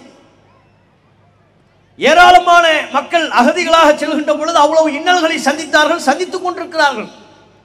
அது போன்ற இன்னல்களை ஆரம்ப காலகட்டத்தில் நபிகள் நாயகம் ஸல்லல்லாஹு அலைஹி வஸல்லம் அவர்கள் சந்தித்தார்கள், முஸ்லிம்கள் சந்தித்தார்கள். மதீனாவுக்கு போனாங்க. அதோடு இஸ்லாமிய வரலாறு முடிஞ்சிருச்சா? ரசூலுல்லாஹ் அகதியோடு துரத்தப்பட்டதோடு இஸ்லாமிய வரலாறு முடிந்து விட்டதா? நபிகள் நாயகத்தை பின்பற்றிய முஸ்லிம்கள் மூமின்கள் மக்காவிலிருந்து துரத்தப்பட்டதோடு இஸ்லாமிய வரலாறு நிறைவு பெற்று விட்டதா? இல்லை. சத்தியம் ஜெயிப்பதற்கு இன்னும் கால அவகாசம் தேவைப்படுகிறது. அல்லாஹ் ஒரு குறிப்பிட்ட கால அவகாசத்தை கொடுத்தான். படிப்படியாக சத்தியம் வளர்ந்தது, மிகைத்தது, மேலோங்கியது. இறுதியில் எந்த ஊரிலிருந்து, எந்த மக்காவிலிருந்து நபிகள் நாயகம் விரட்டப்பட்டார்களோ அந்த மக்காவிற்கு மன்னராக, ராஜாவாக நபிகள் நாயகம் வந்து அமர்ந்தார்கள். எப்பேற்பட்ட வெற்றி! கத்தி இல்ல, ரத்தம் இல்லை.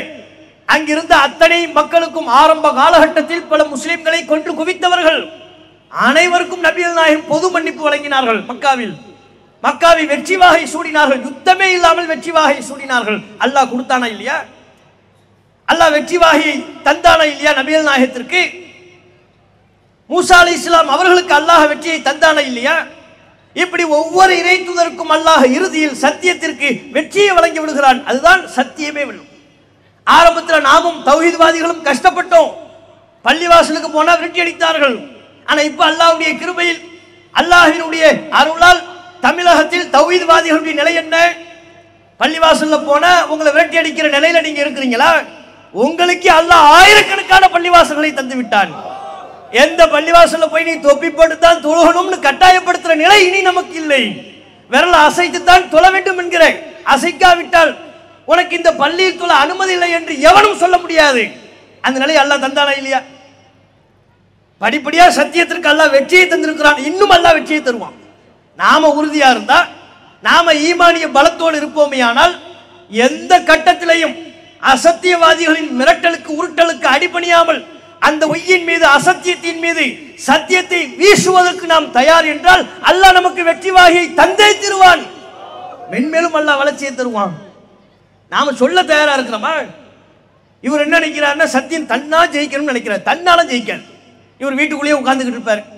கேட்டா என்னவா? சத்தியம் ஜெயிக்கும், சத்தியமே வெல்லும். வீட்டுக்குள்ள உட்கார்ந்தா எப்படி சத்தியம் ஜெயிக்கும்? அப்படி எந்த இறை தூதராவது ஜெயித்து காட்டினாங்களா? எந்த இஸ்லாமிய வரலாறு நமக்கு அப்படி சொல்லுதா? அல்லாஹ்வே நமக்கு எப்படி சொல்லி தருகிறான்? பல் நக்திஃபு பில் ஹக்கி அலல் பாத்தில். அசத்தியத்தின் மீது உண்மையை நாம் வீசுகிறோம். வீசணும், உண்மையை சொல்லணும். அப்பதான் அசத்தியம் மங்கும். அப்போதான் பொய் மங்கும், பொய் தகர்க்கப்படும். அப்ப சத்தியத்தை நம்ம எடுத்து சொல்லணும். சொல்ல வேண்டிய பொறுப்பு நமக்கு இருக்கிறது. ஆரம்ப காலகட்டத்தில் எவ்வளவு நெருக்கடிகளுக்கு மத்தியில, சோதனைகளுக்கு அஞ்சாம, மிரட்டல்களுக்கு அடிபணியாம, ஒரு ஆள் ரெண்டு ஆள் இருந்த போதிலும் ஈமானிய உறுதியோடு வீதி வீதியாக, தெரு தெருவாக சத்தியத்தை எடுத்து சொல்ல நாம் தயாராக இருந்தோமோ, இப்போதும் இனியும் அது போன்று சத்தியத்தை சொல்வதற்கு நாம் தயார் என்றால் அல்லாஹ் வெற்றியை தருவதற்கு தயாராக இருக்கோம். இது மார்க்கத்தின் பார்வையில். உலகத்தின் பார்வையிலும் நீங்கள் எடுத்துக்கொள்ளுங்கள். உலகத்திலையும் முஸ்லிம்களை குறிவைத்து, இஸ்லாமிய மார்க்கத்தை குறிவைத்து அசத்தியத்தை உண்மை போல் காட்டுவதற்குரிய வேலையை பாஜக அரசாங்கம் செய்து கொண்டிருக்கிறது. சங் பரிவார் கும்பல்கள் செய்து கொண்டிருக்கிறார்கள். அவர்களுடைய நோக்கம் என்ன? இஸ்லாம் வளர்ந்து விடக்கூடாது, இந்த மார்க்கம் மிகைத்து விடக்கூடாது. இஸ்லாத்தை அழிக்க வேண்டும் என்றால் முஸ்லிம்களை அழிப்பது, இஸ்லாத்தின் வளர்ச்சியை அடக்க வேண்டும் என்றால் முஸ்லிம்களை அடக்குவது, இஸ்லாத்தின் வளர்ச்சியை தடுக்க வேண்டும் என்றால் முஸ்லிம்களை தடுத்து வைப்பது. அதற்காகத்தான் சங் பரிவார் அமைப்புகள் முஸ்லிம்களை குறிவைக்கிறார்கள். நீங்க இன்னைக்கு உங்க பேர் அப்துல்லா இல்ல, என் பேர் ஐயனார்னு சொல்லிட்டீங்கன்னு வைங்க, நம்மளை குறிவைப்பார்களா? இந்த பிஜேபிக்கு, மோடி அரசாங்கத்திற்கு, சங் பரிவார் கும்பல்களுக்கு நாம் இலக்கா இருப்போமா?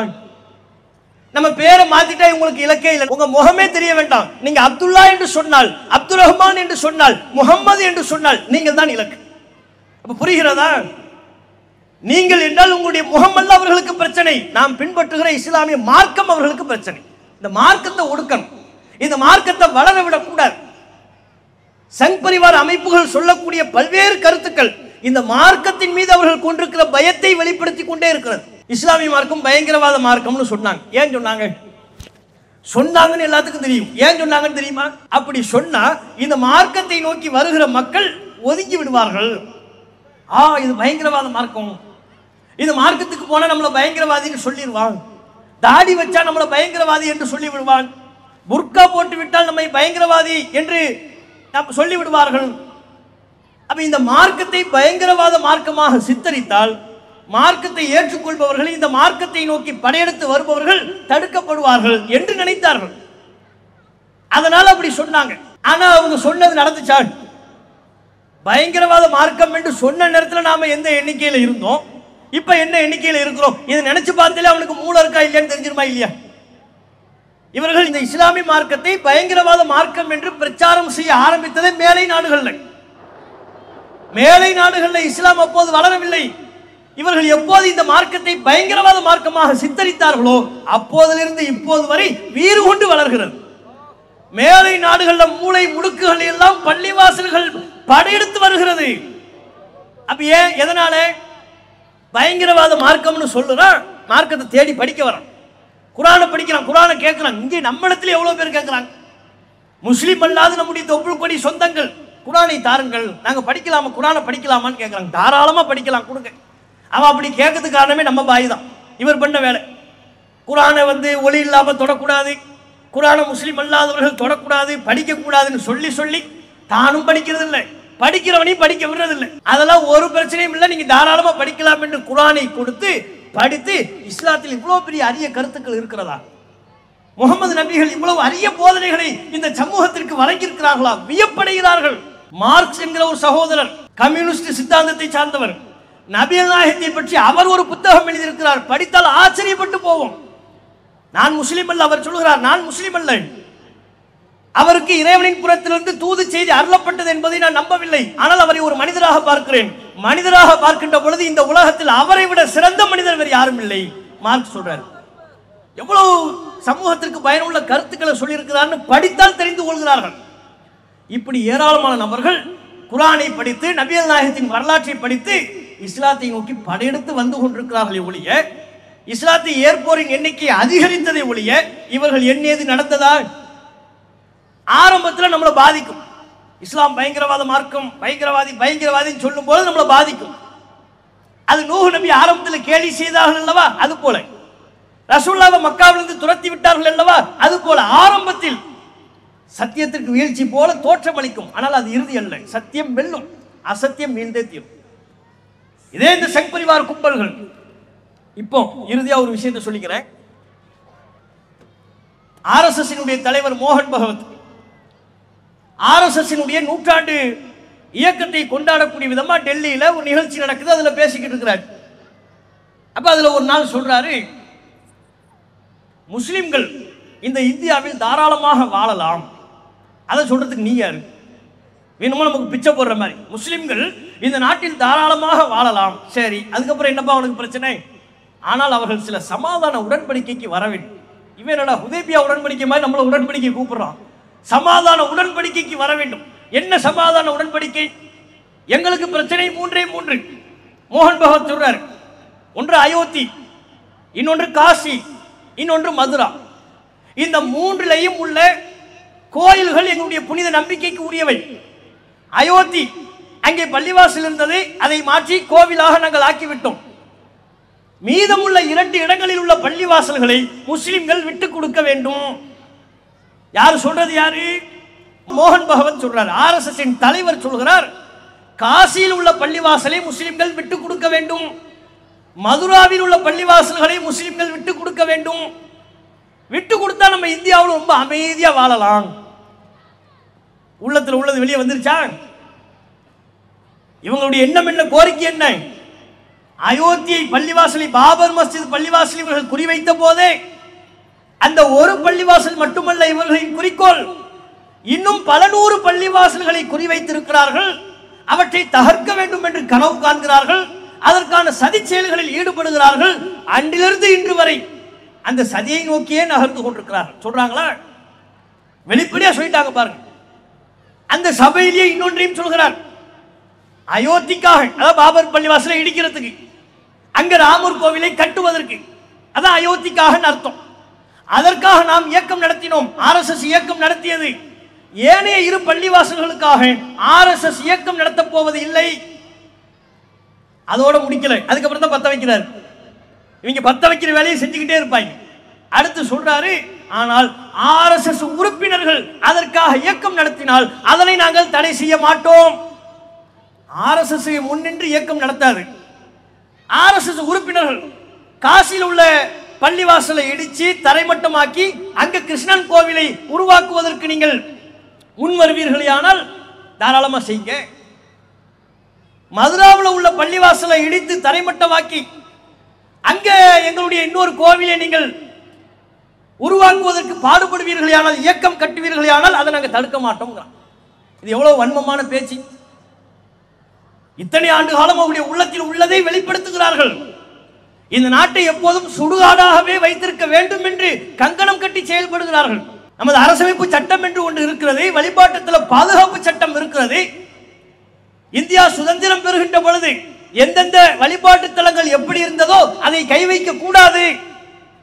பாபர் மஸ்ஜித் இடிக்கப்பட்ட போதே இந்த சட்டம் வந்து விட்டது. அதற்கு பிறகு அந்த அரசமைப்பு சட்டத்தை மதிக்காம இவங்க சொல்றாங்க, நீங்க விட்டு கொடுத்துருங்க. இப்படித்தான் பாபர் மஸ்ஜிதுக்கும் சொன்னாங்க, பள்ளிவாசல நீங்களே விட்டு கொடுத்துருங்க. அது அப்படியே சொல்லி சொல்லி சொல்லி இந்த பக்கம் தீய மூட்டி பள்ளிவாசலை இடிக்க வைக்கிறது. சங் பரிவார்களை வன்முறை ஏற்றி, அவருடைய சிந்தனையில வன்முறையை ஏற்றி பள்ளிவாசலை இடிக்க வைக்கிறது. அந்த வேலையை செய்ய பார்க்கிறாங்க. அப்ப இதையெல்லாம் கேட்கும்போது நமக்கு என்ன தோணும்? பள்ளிவாசல தான் கேட்கிறான், 2 பள்ளிவாசல விடமாட்டோம்ங்கிறான். காசியில மதுராவில் உள்ள பள்ளிவாசல்களை விடமாட்டோம் என்கிறார்கள், CA என்கிறார்கள், NRC என்கிறார்கள், NPR என்கிறார்கள், SIR என்கிறார்கள். எல்லாம் கேட்கும் போது நமக்கு ஒரு மன உளைச்சல் வரும். ஆஹா, அப்ப இந்த பூமியில நம்ம ஒரு முஸ்லீமா வாழ முடியுமா முடியாதா?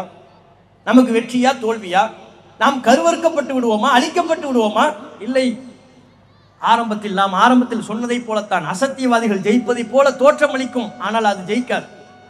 அல்லாஹ் நாடினால் RSS எந்த நோக்கத்தில் மக்கள் மத்தியில் வன்முறையை தூண்டுவதற்காக சொல்கிறார்களோ அவர்களின் கனவில் அல்லாஹ் மண்ணை அள்ளி போடுவான். இந்த இஸ்லாத்திற்கு அல்லாஹ் வெற்றியை தருவான். முஸ்லிம்கள் சத்தியத்தின்படி நடப்பார்கள், ஆனால் முஸ்லிம்களுக்கும் அல்லாஹ் வெற்றியை தருவான். அதைத்தான் அல்லாஹ் திருக்குர்ஆனில் சொல்கிறான், யுரீதுன அய்யுத்ஃபிஉ நூரல்லாஹி பிஅஃவாஹிஹிம். இவர்கள் அல்லாஹ்வின் ஒளியாக இருக்கிற இஸ்லாத்தை அணைத்து விடலாம் என்று நினைக்கிறார்கள். வல்லாஹு முத்திம்மு நூரிஹி. அல்லாஹ் இந்த இஸ்லாம் என்கிற ஜோதியை பரிபூர்ணப்படுத்தியே தீர்வான். வலவு கரிகள் காஃபிரூன், முஸ்லிம் அல்லாதவர்கள் வெறுத்தாலும் சரி என்று அல்லாஹ் சொல்கிறான். இந்த வசனத்தை நம்முடைய ஈமானுக்கு உரைமேற்றுகிற வசனமாக வைத்துக்கொண்டு நாம் வாழ்கிற இந்த காலகட்டத்தில் எத்தனை சோதனைகள் நெருக்கடிகள் வந்தாலும் அவற்றையெல்லாம் பொருட்படுத்தாமல் ஈமானிய பலத்தோடு நாம் வாழ்வோமே ஆனால், நம்முடைய எந்த ஒரு துன்பத்தையும் அல்லாஹ்விடத்தில் முறையிடுவோமே ஆனால் சத்தியம் வெல்லும். அல்லாஹ் அந்த காட்சியை நம்முடைய தலைமுறையை பார்க்க செய்வான். அப்படிப்பட்ட நல்வாய்ப்பினை அல்லாஹ் ரப்பல் ஆலமீனிடம் வேண்டியவனாக என்னுடைய உரையை நிறைவு செய்கிறேன். வாஹு தாவானா அல்ஹம்துலில்லாஹி ரப்பில் ஆலமீன். அஸ்ஸலாமு அலைக்கும் வரஹ்மத்துல்லாஹி வபரகாத்துஹு. அல்லாஹு அக்பர், அல்லாஹு அக்பர்.